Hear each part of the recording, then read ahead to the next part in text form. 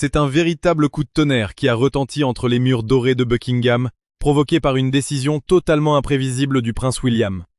Lorsque nous allons analyser les détails de cette affaire, vous allez rapidement comprendre l'engrenage qui a mené à une telle escalade de tension. Tout a commencé à Balmoral, ce domaine écossais pourtant réputé pour être le sanctuaire ultime de la famille royale britannique, loin du tumulte des caméras et de la pression étouffante des médias. Qu'un incident d'une telle gravité s'y déroule montre à quel point les limites ont été franchies ce jour-là. Selon plusieurs sources proches de la cour, la matinée s'annonçait pourtant idyllique, sous une apparente normalité, avant que l'impensable ne se produise sous les yeux du clan. Alors qu'il s'était brièvement éloigné de la surveillance des adultes, le jeune prince Louis a été abordé par l'un des petits-enfants de la reine Camilla. Loin d'être une simple dispute enfantine ou une taquinerie passagère, cet échange a pris une tournure d'une violence verbale inouïe. Les témoins présents rapportent des remarques d'une cruauté délibérée, ciblant directement le petit garçon mais aussi ses proches les plus intimes. Le pire est que ces attaques auraient fait référence à la princesse Catherine et à la regrettée princesse Diana. Pour le prince William, ces noms résonnent comme des plaies ouvertes, rappelant le lynchage médiatique subi par sa défunte mère et les épreuves de santé récentes traversées par son épouse bien-aimée. Que l'on instrumentalise de telles figures familiales face à un enfant sans défense dépasse largement le cadre d'une simple querelle de cour de récréation. Déboussolé et incapable de comprendre une telle malveillance, le petit garçon a éclaté en sanglots avant de se réfugier auprès de sa mère. Mais au-delà des larmes de Louis, c'est l'attitude immédiate de Catherine qui a pétrifié l'assistance.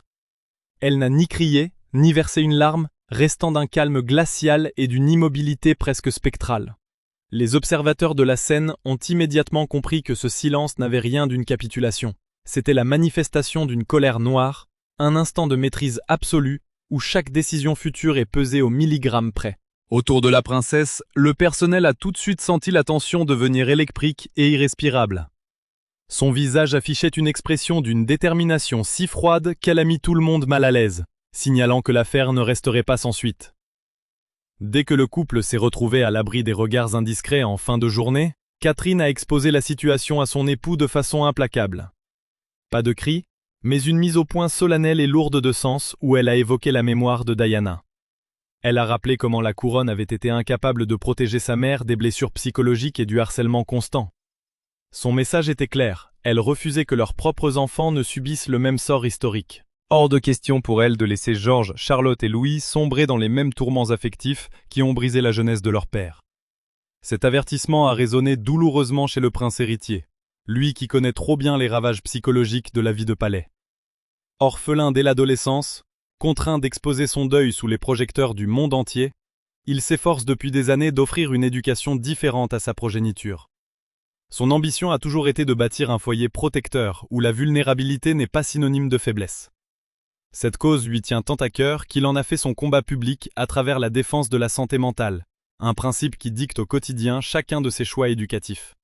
Associer les larmes de son fils à la tragédie de Diana a provoqué un véritable déclic chez l'héritier du trône. Ce qui aurait pu passer pour une querelle de famille gérable en coulisses s'est transformé en une affaire d'État cruciale qu'il ne pouvait plus ignorer. Les confidents de la cour rapportent que c'est précisément à cet instant que tout a basculé. William a cessé de chercher une conciliation pour passer à l'action pure et simple, surprenant ses proches par sa fermeté. Dès le lendemain matin, une atmosphère de crise régnait à Kensington, avec des mesures de contrôle extrêmement strictes. Les principaux conseillers ont été convoqués d'urgence à huis clos, tandis que toutes les communications internes commençaient à être étroitement surveillées. Des conseillers juridiques ont été discrètement mobilisés sans qu'aucun communiqué officiel ne filtre à l'extérieur pour préserver les secrets de la couronne. Mais dans l'intimité du pouvoir, la gravité du moment ne faisait aucun doute. Le prince William s'est présenté à cette réunion décisive muni d'un dossier ultra confidentiel. Selon des proches, ce document contenait un plan d'exclusion méthodique visant la famille élargie de Camilla, éliminant leur présence de la vie publique de manière radicale. Il ne s'agissait pas d'ajustements mineurs, mais d'une éviction définitive des invitations officielles, des apparitions au balcon, des rôles honorifiques et de toute visibilité médiatique future liée à l'institution. Tous les privilèges de cette branche familiale ont ainsi été examinés pour être purement et simplement révoqués. Au sein du palais, certains employés ont même baptisé cette directive impitoyable le mandat d'effacement. Ce qui a le plus déstabilisé l'entourage royal, ce n'est pas tant la sévérité des mesures, mais la froideur chirurgicale de William durant le processus. Sans le moindre éclat de voix ni signe d'irritation, Son calme olympien et sa précision millimétrée ont fait comprendre à l'Assemblée qu'il ne s'agissait pas d'un coup de tête émotionnel, mais d'une résolution irrévocable. C'est précisément cette impassibilité qui a rendu la suite des événements si stupéfiante pour les gardiens du protocole. La tradition monarchique veut qu'une décision d'une telle portée stratégique fasse l'objet de longues consultations auprès de la hiérarchie directe avant d'être actée. C'est ce protocole immuable qui assure l'équilibre interne de la couronne depuis des siècles.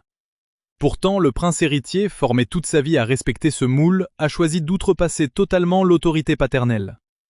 Des sources concordantes affirment qu'il n'a pas sollicité l'approbation du roi Charles avant d'agir. Il a pris l'initiative seul, se contentant d'informer son père après coup par un courrier écrit.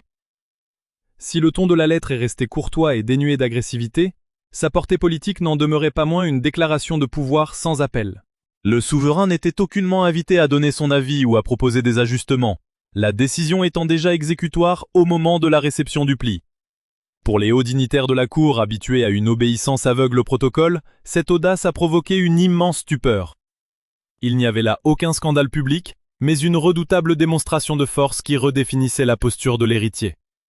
Il existe en effet une frontière majeure entre un prince qui attend son heure et un souverain de fait qui exerce déjà son autorité de manière indépendante. Aux yeux de nombreux initiés à Windsor, le prince William vient de franchir cette ligne symbolique avec une assurance déconcertante. Bien que la structure formelle reste inchangée, Charles trônant toujours au sommet de l'État, la méthode employée ici révèle une émancipation inédite du prince de Galles. Jamais William n'avait fait preuve d'une telle autonomie face aux affaires intimes de la dynastie. Il a analysé la crise, tranché de manière autonome, exécuté sa sentence, puis notifié sa hiérarchie. Cette inversion inhabituelle de l'ordre décisionnel a profondément dérangé. En coulisses, la réaction de la reine Camilla a été d'une virulence extrême dès qu'elle a découvert la manœuvre. Refusant de subir cet affront sans réagir, elle a immédiatement orchestré une contre-attaque pour préserver l'honneur et le statut des siens. Des conciliabules secrets se sont multipliés, et les secrétaires particuliers se sont activés pour tenter de convaincre le roi Charles d'annuler purement et simplement le décret de son fils. Pour la reine, court-circuiter le monarque créait un précédent extrêmement dangereux, qui ébranlait les fondations mêmes de la couronne. D'un point de vue purement constitutionnel, son argumentaire tenait debout, car l'institution repose sur une stricte hiérarchie décisionnelle. Quand l'héritier commence à agir de manière autonome, cela pose inévitablement la question de la légitimité du pouvoir et de la méthode de gouvernance à venir au sein de la maison Windsor, créant une crise institutionnelle sans précédent. Si la requête de Camilla semblait légitime sur le papier, la suite des événements va prendre une tournure totalement inattendue puisque le roi Charles a choisi de ne pas désavouer son fils. Face aux problèmes de santé graves qu'il traverse et à l'épuisement accumulé après des années de tempête médiatique provoquées par Harry et Meghan, le monarque n'a plus l'énergie de mener une guerre d'usure.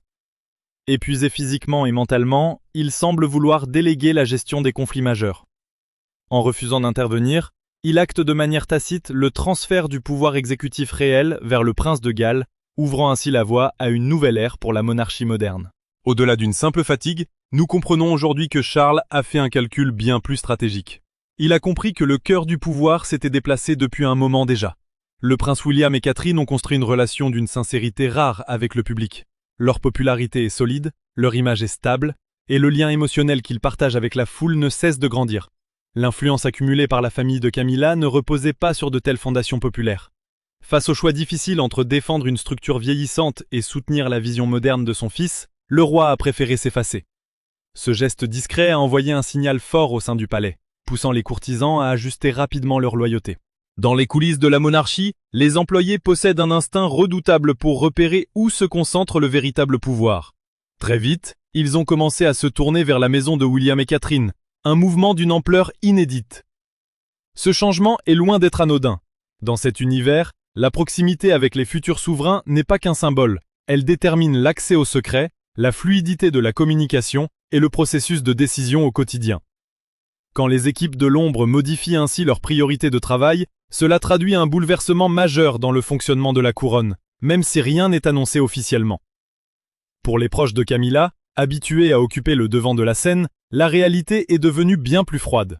Les cartons d'invitation qui arrivaient autrefois de manière automatique ont soudainement cessé d'être envoyés. Les apparitions publiques qui semblaient si naturelles ont été purement et simplement rayées des agendas officiels. Ce processus minutieux d'intégration de la famille de Camilla au cœur de l'image royale a été démantelé avec la même méthode qu'il avait été construit. Certains experts de la couronne rappellent que cette omniprésence n'avait jamais vraiment fait l'unanimité. Depuis longtemps, des rumeurs circulaient sur la place démesurée accordée à ses proches, qui effaçait la frontière entre famille élargie et membres officiels de la famille royale. Pour les anciens du palais, cette confusion représentait une véritable bombe à retardement. Et c'est exactement ce qui s'est produit. L'ensemble de la situation est devenu électrique à cause d'un calendrier extrêmement sensible. Alors que la santé de Charles inquiète et que l'avenir de la royauté s'invite dans tous les débats, la moindre décision interne prend une résonance cruciale. Le public scrutait déjà le comportement de William, cherchant à deviner quel genre de souverain il deviendrait. Ce conflit imprévu a révélé sa véritable force de caractère, bien mieux que n'importe quelle communication officielle. Ainsi, lorsque les détails de cette crise ont commencé à fuiter à l'extérieur des murs du palais, la réaction des gens a totalement dépassé le simple stade du commérage superficiel. Les gens ont réagi avec une immense émotion, touchés au plus profond d'eux-mêmes. Au cœur de toutes les discussions, un prénom mythique est immédiatement réapparu, celui de Diana. Les réseaux sociaux ont été submergés de vidéos d'archives, de photos volées et d'interviews poignantes de la princesse de Galles aux côtés de William et Harry enfants. Ces partages massifs n'avaient rien du hasard. Le public réagissait directement aux révélations sur le jeune Louis, à la tristesse contenue de Catherine et à la riposte implacable de William. Pour la foule, le parallèle était évident. Il voyait une institution qui, par le passé, n'avait pas su protéger l'une de ses figures les plus aimées contre la souffrance et l'isolement. Aujourd'hui, son fils fait tout ce qui est en son pouvoir pour éviter que l'histoire ne se répète avec ses propres enfants. Cette perspective intime a touché le public bien plus profondément que les habituels scandales médiatiques. Ce n'était plus de la politique de palais. C'était une affaire de protection familiale. De nombreux observateurs se sont investis dans ce combat, car il faisait écho à un drame qu'ils suivaient depuis des décennies. Face à cette émotion, William n'a pas fléchi d'un pouce. Aucun accord secret n'a été conclu en coulisses pour apaiser les tensions, et aucun compromis n'a été accepté. Les consignes strictes décidées à huis clos sont restées totalement inchangées. Pour ceux qui étudient attentivement la monarchie, une telle fermeté parlait d'elle-même, sans besoin de discours. C'était la preuve évidente que la colère du prince n'était pas un simple coup de tête passager destiné à s'éteindre le lendemain. Il s'agissait d'une position ferme et définitive. Cette rigueur morale, dans une institution royale habituée à étouffer les scandales sous le tapis plutôt qu'à assumer des choix difficiles, a marqué les esprits. Elle montre que le comportement de William n'était pas une réaction impulsive face à la crise d'un week-end stressant, mais le reflet de ses valeurs profondes lorsque l'essentiel est menacé. Ses proches savent d'ailleurs très bien que cette détermination inflexible ne date pas d'hier. Derrière son image publique chaleureuse et accessible, William dissimule en réalité une volonté de faire. Il n'est pas du genre à afficher ses états d'âme ou à faire des déclarations fracassantes à la moindre contrariété. Mais il possède une mémoire infaillible. Si quelqu'un franchit la ligne rouge, en particulier lorsqu'il s'agit de son épouse ou de ses enfants, sa riposte est silencieuse et définitive. Cette alliance d'empathie naturelle en public et de rigueur absolue en privé constitue une force immense pour le futur roi. Le peuple lui fait confiance car il paraît profondément humain, tandis que son entourage sait pertinemment qu'on ne peut pas l'intimider ou le manipuler en invoquant les traditions de la couronne lorsqu'il a pris sa décision. Le rôle crucial joué par Catherine dans cette affaire mérite d'être pleinement salué, car elle ne s'est pas contentée de se plaindre avant de s'effacer. Lors de leur discussion intime, elle a su lier intelligemment l'incident du petit Louis au lourd passé de l'institution envers Diana, faisant preuve d'une grande lucidité politique. Au-delà de sa propre blessure, elle a offert à William une perspective claire sur la nécessité d'agir fermement plutôt que de fermer les yeux. Cette capacité à redéfinir les enjeux pour inspirer une action juste, sans jamais tomber dans la manipulation affective, est une qualité rare. Grâce à sa hauteur de vue, elle a transformé une simple dispute de famille en un moment décisif pour l'histoire moderne de la royauté. La réputation de sagesse et de constance que Catherine a bâtie au fil des ans a donné un poids immense à ses paroles. S'il n'était pas nécessaire de convaincre William de protéger les siens, elle l'a aidé à voir le véritable enjeu de la situation. Le choix ne portait pas sur la colère, mais sur la volonté d'empêcher l'histoire de se répéter.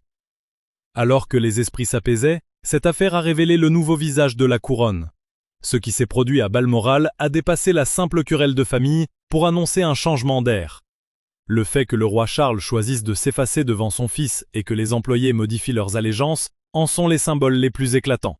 Le maintien absolu des directives prises lors de cette crise a envoyé un message d'une clarté totale. Pris séparément, chacun de ces événements aurait déjà mérité toute notre attention, mais ensemble, ils dessinent le portrait d'une monarchie en pleine mutation. Même si Charles conserve fermement sa couronne, l'énergie vitale et le pouvoir de décision glissent inéluctablement vers la nouvelle génération. William n'attend pas qu'on lui donne l'autorisation de régner. Il prouve qu'il sait prendre ses responsabilités quand la situation l'exige. Et personne dans son entourage, pas même son père, ne cherche à s'interposer. Pour les proches de Camilla, cette épreuve marque le début d'un effacement très net et durable de la scène officielle. L'influence patiemment accumulée par les proches de la reine depuis des années vient d'être balayée sans aucun espoir de retour en arrière. C'est une rupture spectaculaire par rapport au mois précédent. Pour les princes de Galles, l'issue de cette crise est radicalement différente. William et Catherine s'imposent désormais comme les véritables architectes du présent de la couronne. En gérant cette tempête dans l'ombre avec une détermination farouche, William a prouvé qu'il était déjà prêt pour le trône. Quant au jeune Louis, dont les larmes dans le parc de Balmoral ont tout déclenché, la réponse de son père est la plus belle des victoires. Un geste fort de protection au sein d'une lignée qui en a tant manqué.